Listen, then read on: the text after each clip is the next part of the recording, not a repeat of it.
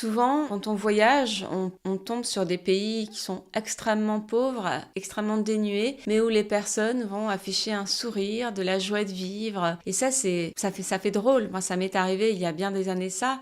En Inde, hein, c'est vraiment un pays où on peut voir ça. C'est qu'on se dit, eh ben nous en Occident, on a plein de choses et en fait on râle, on n'est pas bien parce qu'on va se focaliser sur finalement ce qui va pas et on est dans une énergie toxique qui fait qu'on se rend même plus compte qu'on est là-dedans, alors que finalement on a aussi voilà tous ces problèmes qu'on se crée dans notre tête et qui existent peut-être mais qu'on amplifie. Mais finalement on s'aperçoit qu'il est possible, quand on le voit dans d'autres pays, de se sentir bien même sans rien avoir au niveau matériel et même en ayant peut-être aucun espoir qu'un jour sa condition s'améliore. Donc c'est possible de cultiver ce sentiment de reconnaissance, d'être en vie déjà. J'avais été très touchée par le témoignage de l'actrice Émilie Duquesne qui est partie d'un cancer, qui disait que finalement ce qui compte le plus c'est d'être en vie.